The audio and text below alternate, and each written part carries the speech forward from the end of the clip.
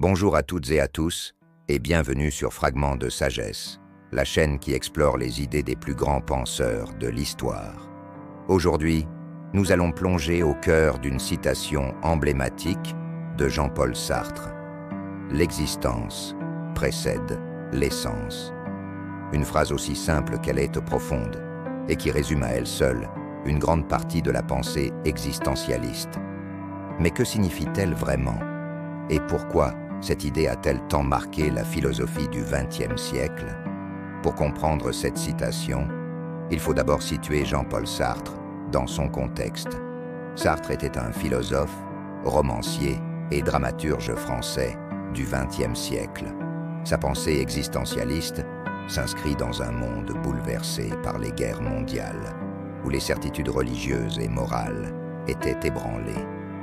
L'existentialisme de Sartre est une tentative de répondre à une question essentielle. Que signifie être humain dans un monde dénué de sens préétabli? Dans les traditions philosophiques classiques, notamment celles influencées par la religion, on considère souvent que l'essence précède l'existence. Cela signifie que chaque être ou objet a une essence, une nature ou un but déterminé avant même son existence. Par exemple, un couteau est conçu pour couper. Son essence est donc définie avant qu'il ne soit fabriqué. Sartre, cependant, renverse cette perspective pour l'être humain.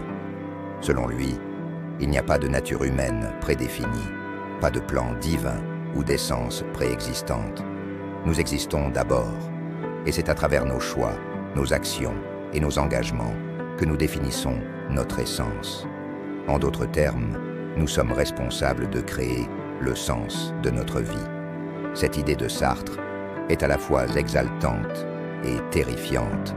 Elle signifie que nous sommes entièrement libres de choisir qui nous voulons être. Mais avec cette liberté vient une responsabilité écrasante. Nous ne pouvons pas blâmer Dieu, la société ou la nature pour nos choix. Nous sommes les seuls artisans de notre essence. C'est ici que l'angoisse, ou ce que Sartre appelle la nausée, entre en jeu. Face à l'absence de sens prédéfini, l'individu peut être submergé par un sentiment de vide ou de vertige. Mais pour Sartre, cette angoisse est aussi une opportunité, celle de prendre conscience de notre liberté et de l'assumer pleinement. À travers cette citation, Sartre nous invite à réfléchir à notre propre existence. Elle remet en question toutes les normes, les attentes et les rôles que la société nous impose. Sommes-nous simplement ce que les autres attendent de nous? Ou avons-nous le courage de définir notre propre essence? Elle soulève aussi des questions éthiques. Si nous sommes entièrement libres, comment établir des valeurs communes? Pour Sartre, la réponse réside dans la responsabilité envers autrui.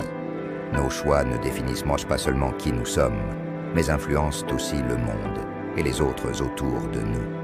Conclusion, affirmant que l'existence précède l'essence. Sartre nous pousse à embrasser notre liberté et à assumer pleinement la responsabilité de nos vies.